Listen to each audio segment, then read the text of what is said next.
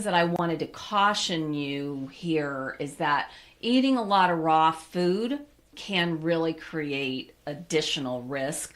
Even just eating salads and other sorts of raw vegetables can be risky if you're not washing them, cleaning them properly. This bacterial toxicity is causing internal stress, and the body is more vulnerable when it's already under stress.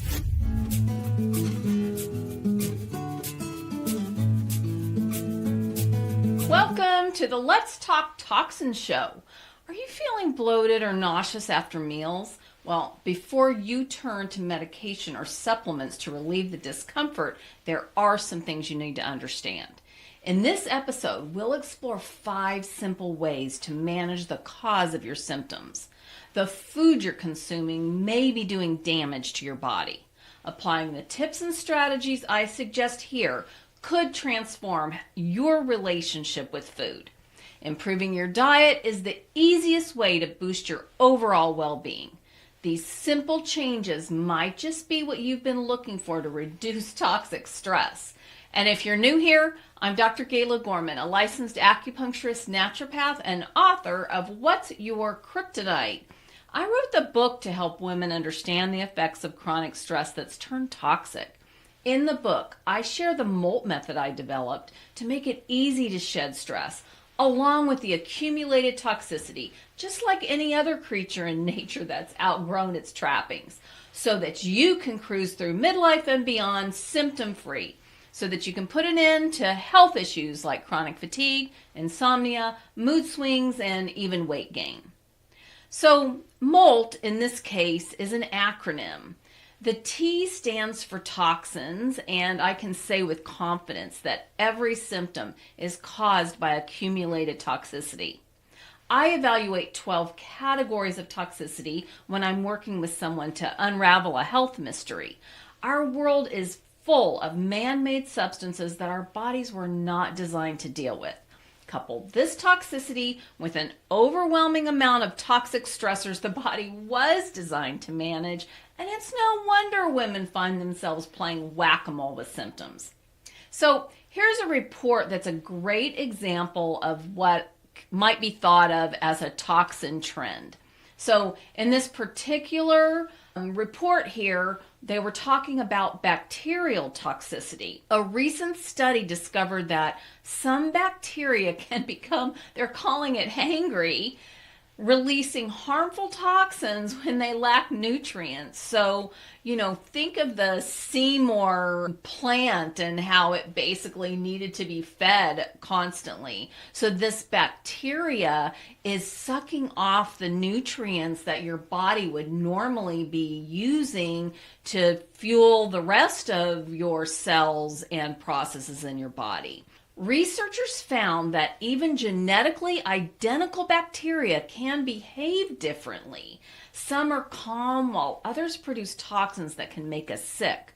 So that just seems odd, right? So it's not just the type of bacteria, it's actually something inherent about that bacteria's almost emotional well-being. So, these tricky toxins, if you will kind of adopt my thinking about them, really do take on a life of their own. So this was published in Nature Microbiology, and this research could help develop new strategies to combat antibiotic resistance. So if you think about it, we are trying to create antibiotics that are addressing a certain type of bacteria, but if that single bacteria isn't even acting the same depending on the environment that it's in, it makes developing a treatment for it really challenging, which basically leads me to remind you that our body is designed to deal with these foreign pathogens and bacteria. And so the reason why our body can't manage it when it gets sort of overwhelmed by an infection is because there's some stressor that is essentially weakening our body's ability to deal with it. When our body is stressed, our immune system is taken offline, and that leaves us really vulnerable. One of the things that I wanted to caution you here is that eating a lot of raw food can really create additional risk. You may have heard that if you're eating undercooked meat or raw fish, that it's common to get parasitic overgrowth, but even just eating salads and other sorts of raw vegetables can be risky if you're not washing them, cleaning them properly. So really important, I am a salad lover just like you might be, but it's really important to make sure that whatever you're consuming is really clean.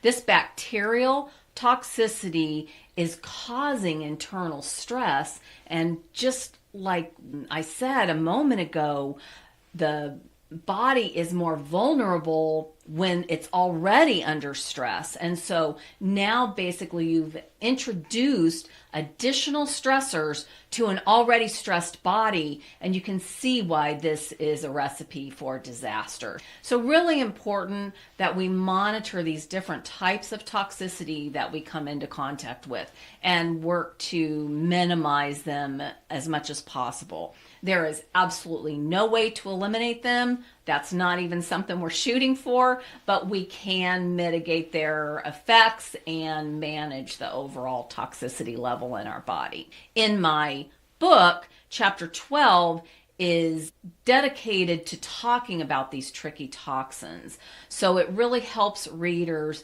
manage them. And our bodies are bombarded with toxicity, so we have to learn to manage it. If you'll comment tricky toxins, we'll send you a link where you can download the chapter for free. Again, this is chapter 12 in What's Your Kryptonite, my book, What's Your Kryptonite. And just know that it's absolutely free. You will download a lovely little report. I put the single chapter into a report for you that's easy to download and read. And so if commenting isn't convenient for you, go to drgala.com, that's drgala.com/links, and sign up for my Wellness Weekly newsletter. You can do that anyway. I'd love to have you as part of my community. And just know that you can respond to any email you receive from me with tricky toxins, and we'll send you a link.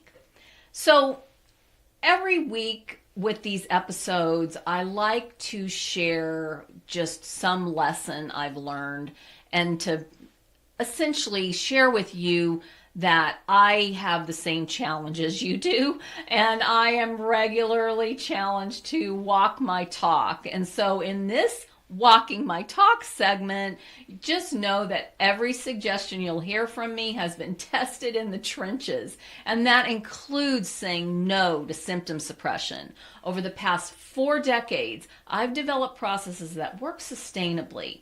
Typically, it requires a combination of approaches that I've synthesized to address the health issues that show up repeatedly for many women. Recently, I had an opportunity to walk my talk and basically to apply one of the 7 ways that I share in my Human Energy System Reboot kit. And so one of those 7 ways is to avoid what I refer to as the Fierce 5.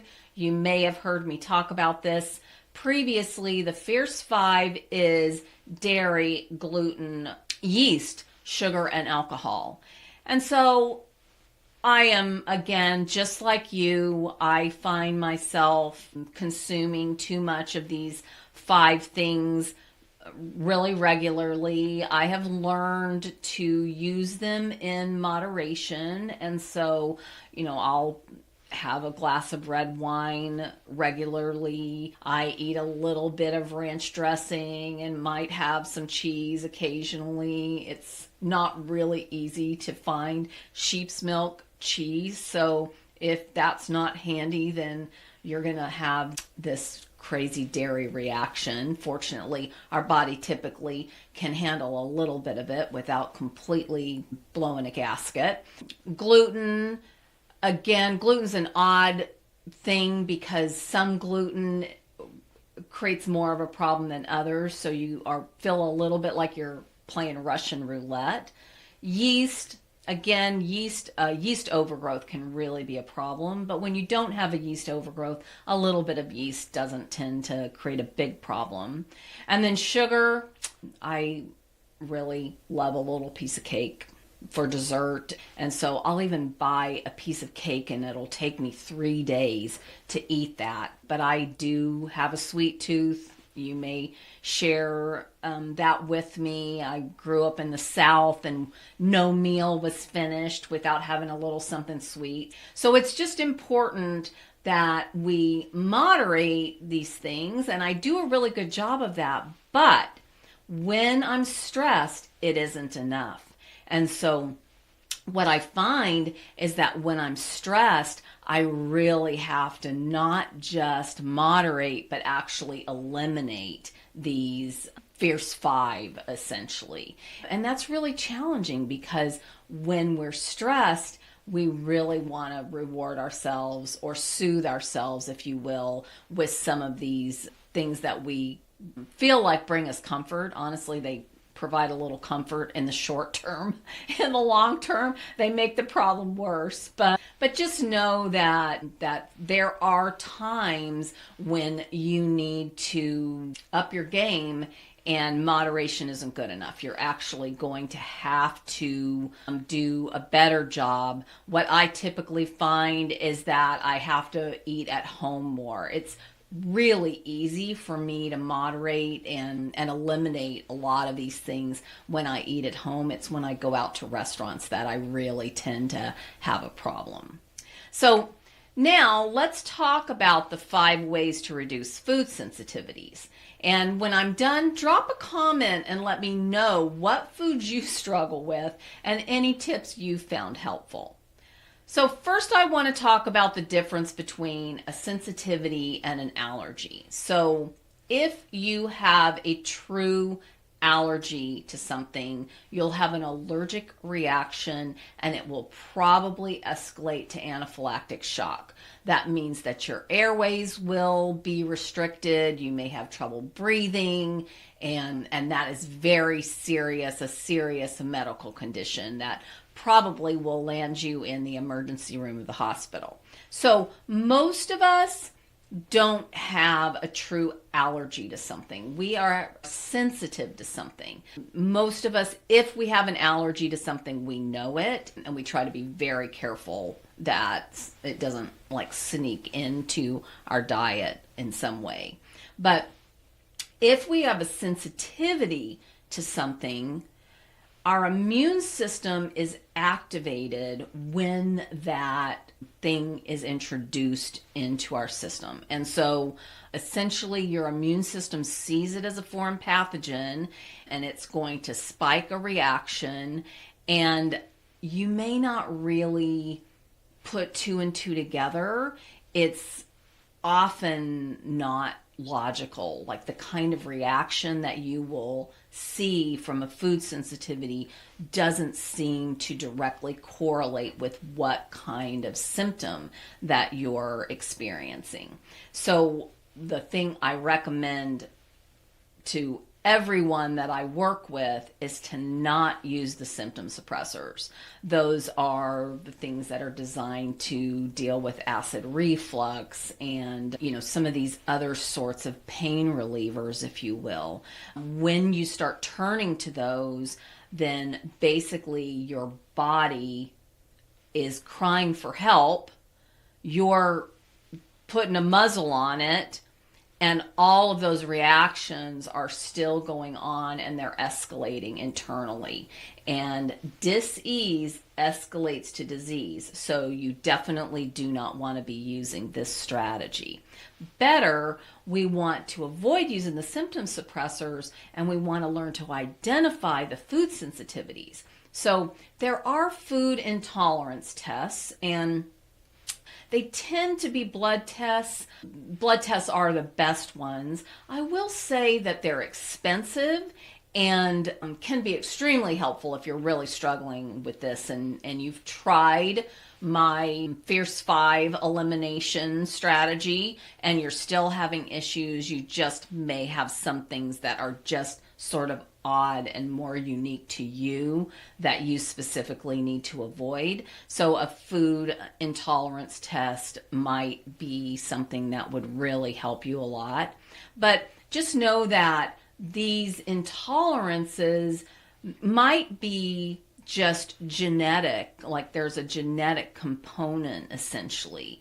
And so a lot of times the genetics will develop over several generations. And if you think about the genetic makeup, essentially, if you've just got 3 generations of people sort of coming together and mixing up the gene pool, your native genetics are very much diluted at that point. So a native diet is often recommended, but I will say that it's typically not enough at this point for most people. Not to mention the fact that our native diet really is no longer a native diet. We're going to talk about that a little bit more in a minute. So the symptoms that you're going to be recognizing are things like bloating and nausea. We mentioned that at the beginning here, but you're also going to potentially have bowel issues, constipation, diarrhea. You could have skin eruptions, sinus issues, headaches.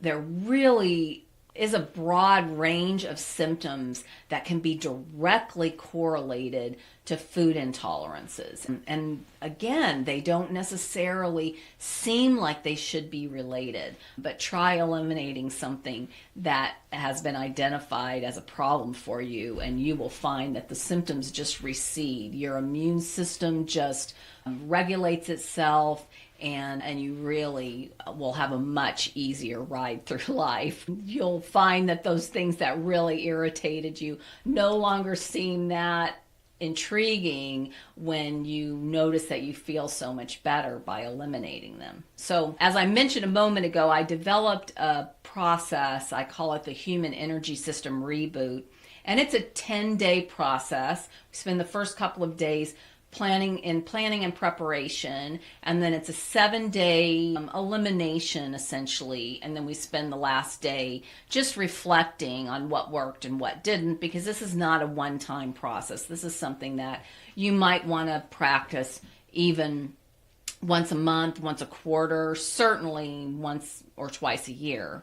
But the reboot basically includes 7 ways that I have assembled together to strengthen your body while you're also reducing the toxicity. So it works really well, and it's pretty quick and easy, a really quick and easy way to be introduced to my process and my philosophy as well. So if you go to drgala.com/links, you'll see a link to the Human Energy System Reboot, so you can check it out.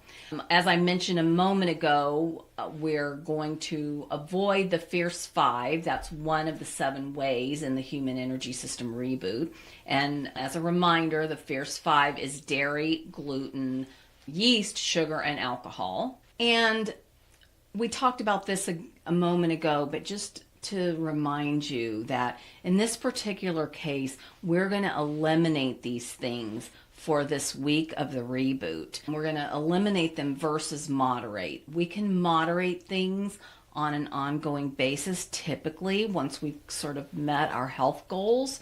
But when we're really under a lot of stress, or things start to accumulate and you'll start seeing the signs of a toxic buildup, then we need to lean into a reboot and an elimination for a week or so, and you'll find that your body will respond really well to this. So again, remember, you can get the Tricky Toxins chapter of my book, What's Your Kryptonite, for free. Just comment Tricky Toxins and we'll send you a link where you can download the chapter. If commenting isn't convenient, go to drgala.com/links and sign up for my Wellness Weekly newsletter. You can respond to any email you receive from me with Tricky Toxins and we'll send you a link. So let's continue with the impact of food toxicity on our immune system. And remember, when you're done, share your thoughts on how food choices have influenced your health. So when we are consuming food that is not agreeing with us, our immune system is essentially on fire. So imagine that you've consumed something and you've gotten food poisoning. The system, your internal system, recognizes that significant toxic substance, whatever that was, and it says, this is out of here. And it's a very unpleasant experience while your body purges all of that and tries to re-regulate itself. But this is essentially what your body is experiencing on a very reduced level when you're consuming things that are irritating your internal systems. So we use the reboot because it reduces this experience for your body, even if just for a short period of time. And sometimes the reboot is enough to just kind of clear out the reaction, if you will. But what we often find is that after the reboot, when we reintroduce some of these things, we'll find that we notice the reaction more. And this is exactly what we want, because we want to actually know what's causing us a problem. I'll give you an example myself. So I am sensitive to spicy foods. I don't eat a lot of spicy foods. And so when you order guacamole, I love guacamole. When you order guacamole, a lot of times a restaurant will put jalapeno peppers in it. And I can find places sometimes that will make the guacamole for me and leave the jalapeno peppers out. They have to be able to make it fresh, which honestly makes it so much better anyway. But not every restaurant's prepared to do that. A lot of times they've got it pre-made. And so if I consume peppers on an ongoing basis, I can kind of feel that my body is reacting to it, but it isn't a severe reaction.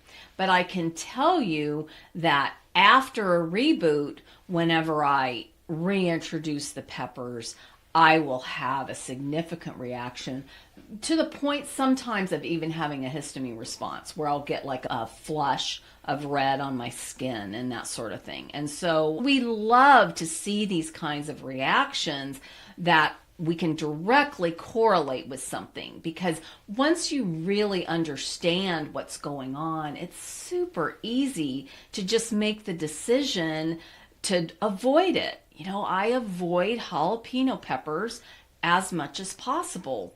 And if that means I eat a heck of a lot less Mexican food, that's not going to kill me. I've got other things that I really enjoy that my body does think is a healthy thing that's not going to really spike my immune system. So it's not like I'm going to starve.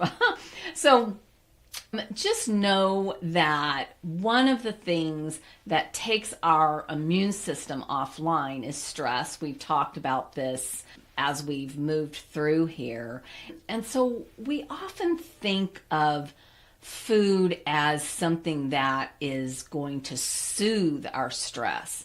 But when we eat when we're stressed, our digestive system simply is not working optimally. In fact, your digestive system requires parasympathetic nervous system activity, meaning you've got that relaxation response going on internally. That is when your digestion works the best. And so you really want to be eating when you're happy, not when you're stressed and anxious. Often we think of food kind of as entertainment, and you know what? That's not necessarily a bad thing. If you're really enjoying the food and it makes you feel good, and maybe you're enjoying it with friends that you really have a good time with, using food as entertainment is not the devil, if you will. Rather, the problem is when we turn to food when we're really emotionally distraught or really having a challenging time. And in those cases, you want to make sure that, if you do need nutrients, that you're eating really clean, healthy food that agrees with you and that requires as little digestion as possible. So in these cases, it's really helpful to turn to a really soothing, nourishing soup or something along those lines that can be really easy on your digestive system and be really supportive as you're getting through whatever stressful experience you're going through. You want the food to be satisfying, but it doesn't necessarily have to be some really bad for you food to be satisfying. What I find is that the most satisfying meals are the ones that I know are really healthy and they still taste great and make me feel good. When we're stressed, we tend to make bad decisions. And so the best thing you can do when you're in a stressful situation is to just eat very little and eat as healthy as possible. We really just want to eat what we love, but we want it to also love us. The answers I give to questions I receive quite often apply to and would be helpful for most women. I've accumulated a few related questions here, and if you'd like to ask a question, I created a form so that it's sure to get answered. And your question could be shared in a future episode, helping many other women. So comment question, and we'll get you a link to the form. And if commenting isn't convenient, go to drgayla.com/links and sign up for my Wellness Weekly newsletter. You can respond to any email you receive from me with question, and we'll send you a link. So here's the first question. Have you noticed that sensitivity to certain foods seems more common these days? Well, we could look at it like it's more common, but I think that what's really more common is that stress is really a commonplace. And we've kind of conditioned ourselves to think that living in a highly stressed state is just a fact of life.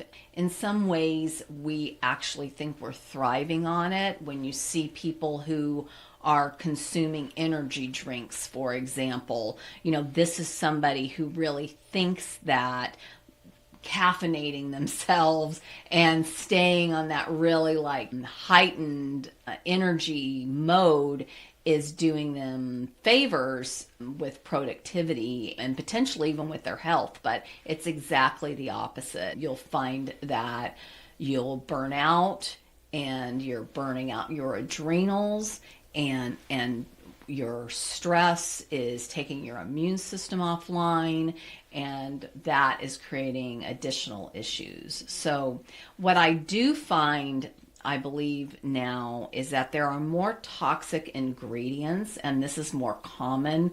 We eat packaged food regularly, and the things they use in the packaging or just preservatives can definitely add to the toxicity. And this toxicity accumulates over time. Our body does a really great job of managing the toxicity until it just accumulates to the point where it can't manage it any longer. So what you really want to do is make it a point to look at those labels. If you are consuming anything that is packaged, which honestly we all do, right? You want to look at the ingredients and you want to make sure that they're real ingredients. For example, I use gluten-free pasta. And the company that makes this gluten-free pasta, there are 2 ingredients. It's brown rice flour and water. And so, is there a bad ingredient in there?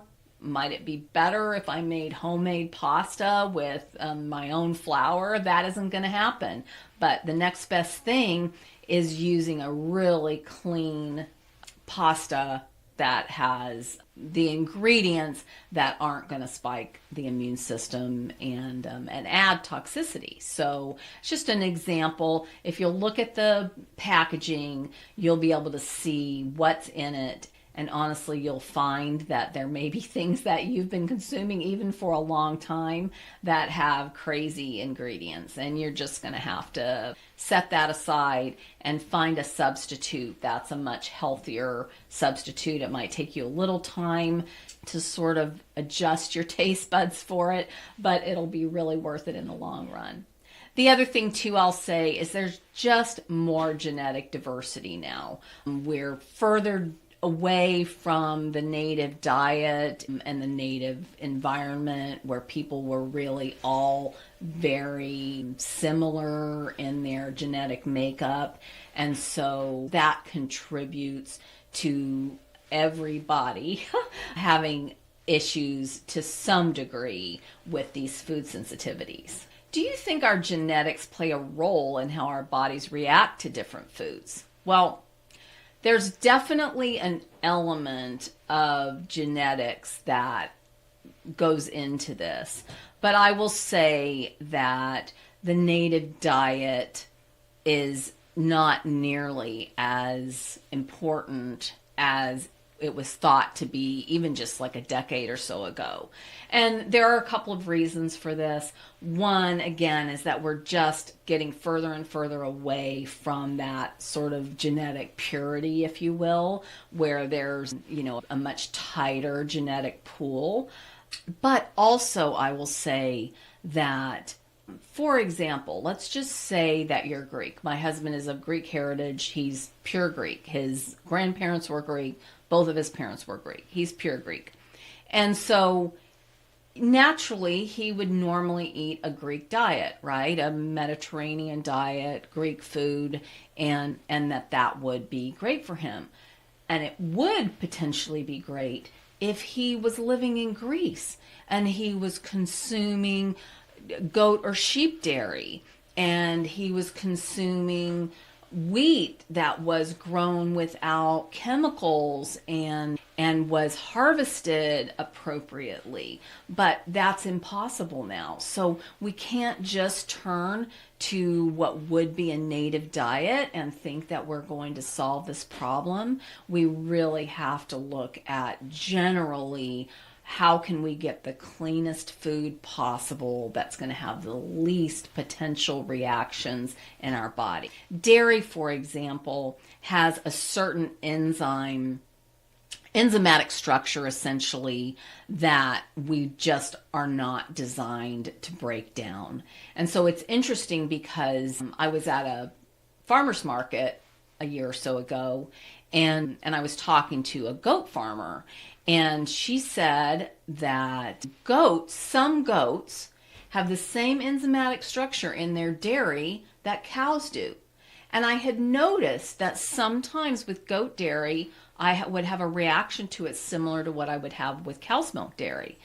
But it was like hit or miss, and I couldn't figure out what was going on. Well, what's going on is that we have no way to know how that animal's byproduct is going to react in our bodies. What she did say was that all sheep have a different enzymatic structure in their milk. And so sheep's milk dairy tends to not have the same sort of reaction. So these are the kinds of things that we just have no control over, and really they're random things that are hard to control or even hard to really understand. So you just have to look at some of these things and say, is it worth trying to find just the right source that I can still consume, or is it easier just to eliminate it? And sometimes it's something you really love and it's worth finding a source that really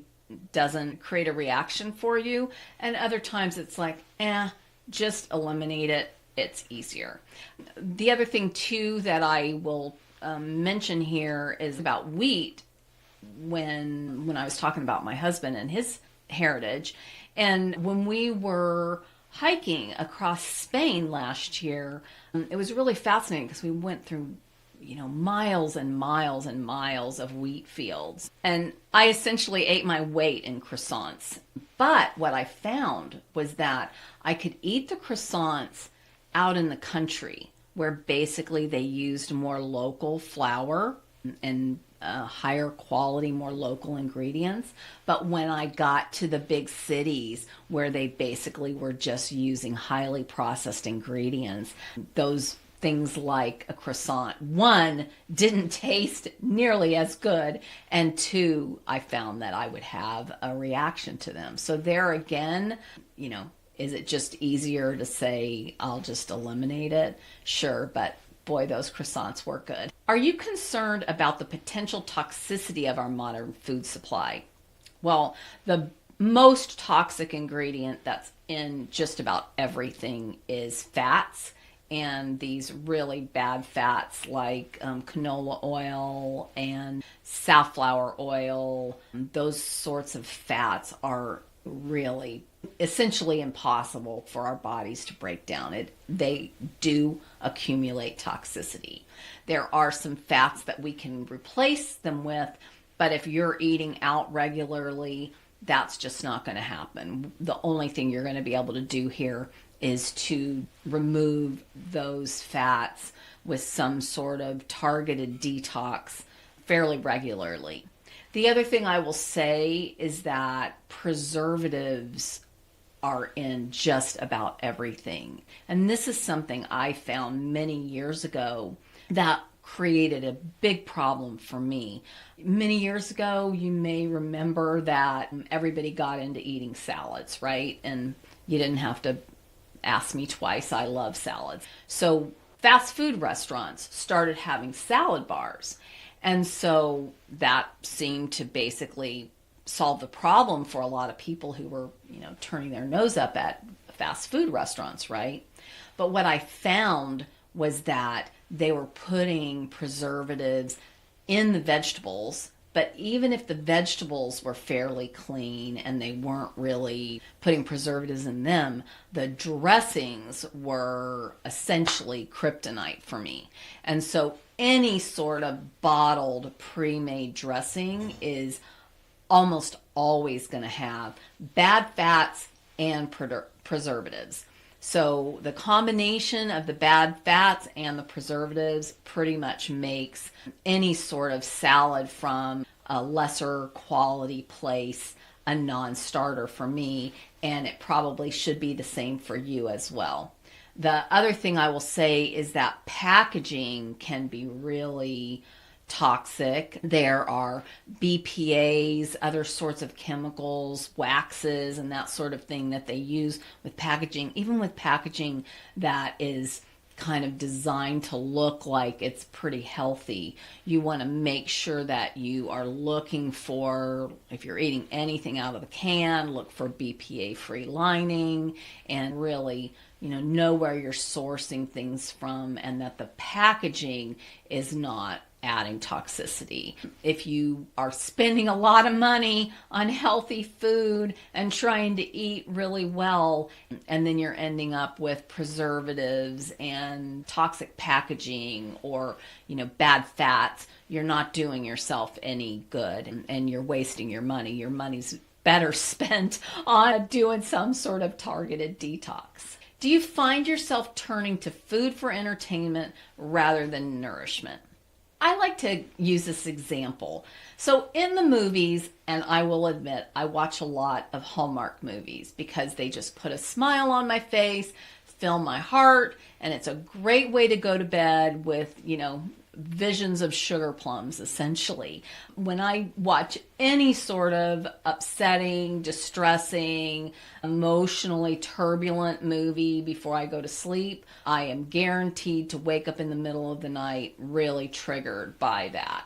So if you find that something like that's happening for you, you, like me, may want to subscribe to the Hallmark Channel.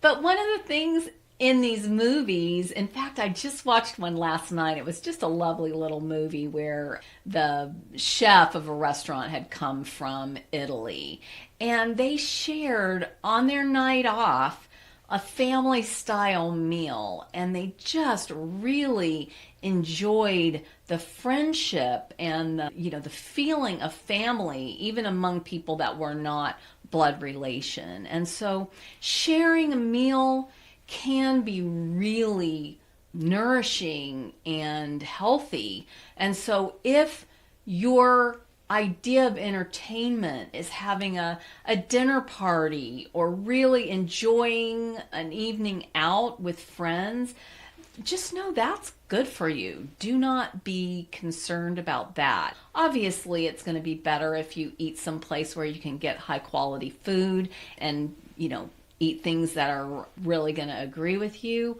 But you can get away with a lot when your nervous system is really soothed by the oxytocin that you'll get from sharing a meal with somebody that you care about. The other thing that is important to know here is that hunger is just a hormone. And so this is kind of interesting because we've been conditioned to think that we just needed to respond as quickly as possible when that hunger hormone sends us the signal. And a lot of times, because that hormone might come at a time that's not so convenient, we tend to make bad decisions and sort of reach for something just to quiet that hunger hormone. But again, it's just a signal. And so if you can drink some tea or even just have some sort of healthy, light snack, it's best if it's protein dense, but really a healthy snack, and just quiet that hormone and see if it will not just recede on its own. I like to point out that this hormone signal tends to be at that apex where you're burning off the last of the sugar that your liver's been processing. And if you can make it through this period of time, then you'll start burning fat. And so you have to be able to really make it through this period of time to recondition your body to burn fat for fuel, especially as we get into midlife and beyond. It becomes harder and harder to keep our body tuned up, burning fat for fuel. And one of the ways we do this is to just stretch it a little longer so that your body has some time to burn fat for fuel. And then if you've ever heard about a book called Atomic Habits, this book is really helpful, honestly, just to kind of think through some of the habits that you have and how you might adjust those if it makes sense for you. Habits essentially are rituals. And so if you've got a ritual that isn't healthy, for example, let's just say that you get home late, 7 or 8 o'clock at night, and you've got a ritual of eating dinner at 8 o'clock at night. That ritual, honestly, is going to have to change. You might have gotten away with it when you were younger, but as you age, that's going to be a real problem. And so you're going to have to change your ritual. You're going to need to do something different when you get home at night, and then you're going to need to figure out how you're going to eat a healthy meal earlier, late afternoon or earlier in the evening. And so these are the kinds of things that, you just need to think through the process, know what your reasoning is, and make it a priority so that really your habits are supporting you with the lifestyle and the life that you want to live and the health that you want to experience. Are you aware of the link between gut health and food sensitivity? Well, there is definitely a correlation here. I will say here that if you've been consuming foods that have been irritating your system, it has contributed to a condition known as leaky gut. And so when you have intestinal permeability is the more technically correct term for this, things are getting through your digestive tract that are not supposed to be getting out into your bloodstream. And so when this happens, it basically is creating an immune system response. And this is how issues with food sensitivities escalate. What's really important to understand here, though, is that serotonin, which is one of the happy brain chemicals, is actually made in your gut.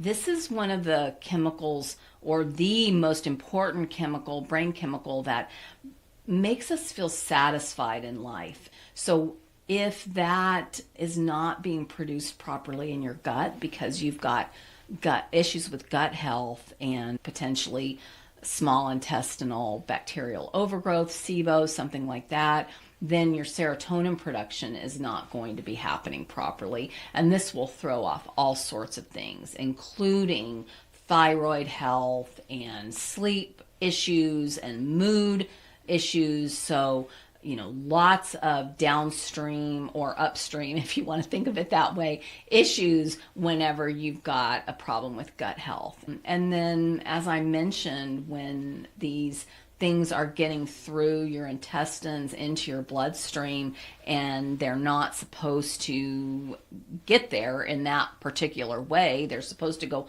all the way through your digestive system and get filtered and then turned into nutrients by your organs and systems. When that's happening abnormally, it is spiking your immune system, and this will create additional issues. And this is one of the reasons why we see so much autoimmune disorder now. It's really, really prevalent, and it shows up in a lot of different ways and not just related to bowel disease. And it's any sort of autoimmune disorder can be traced back to gut health.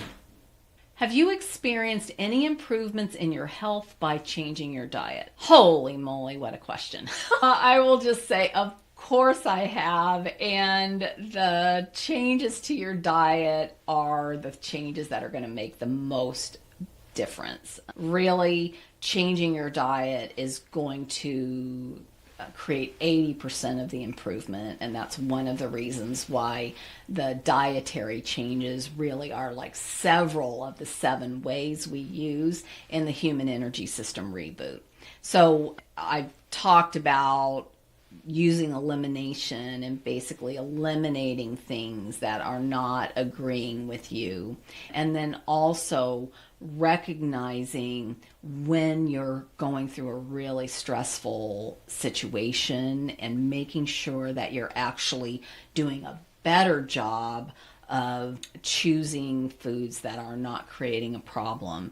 I'll share an example from one of my ladies that I work with, and she came to me and she was really struggling. She said, I need to probably go on a new protocol and I'm not sure what's going on. And I got into the process with her and I said, it looks like you're really stressed, like what's going on? And she said that they were going through a house renovation. And she said that her husband had even commented that he had never seen her that stressed before. And honestly, this is a woman who had been an executive at a company. She was now retired. So, the things that we maybe think we should be able to handle, they just might be causing a whole lot of stress. So I talked to her a little bit about it, and she's like, could you just give me something that I can take all the time so that I don't have to worry about this? And I said, well, that's not my strategy. We don't take things long term. We take things therapeutically, and then we let our body do what it's designed to do naturally. And I said, so what's been going on since you've been really stressed that has changed? Because she was doing really great. And she said, well, I started buying these crackers and snack food that I know is not good for me. And, whenever I get really stressed, then I, start snacking on things that I'm not supposed to snack on. And she laid out several other things that she knew she was doing that were contributing to the problem. And I said, so what you really need to do, we do need to put you on a protocol because we need to, reduce some of this toxicity, but you need to really recognize that your body, especially when it's extra stressed, does not have the resilience to be able to deal with all this extra toxicity that you're adding to it. And so that was a really good lesson for her. And hopefully you will learn something as well just by kind of assimilating this information. And just know, in this particular case, she applied one of my protocols, and I refer to that as a reset more than a reboot. A reboot tends to be just a week. A reset's more like 4 to 6 weeks. And so if you let it go too far, then a reboot's not going to be enough. A reboot will help. A reboot is always what I start with when somebody is waiting to get a protocol from me. They're starting with a reboot. You can never go wrong starting with a reboot, but sometimes you need more than that. And I refer to that as a human energy system reset. And remember, if you'd like me to answer your specific question, make sure to comment question and we'll send you a link to the submission form. You'll want to subscribe to the channel notifications to get regular updates. This has been the Let's Talk Toxins show. Make sure you subscribe to my channel on YouTube and activate the notifications. You'll get reminders when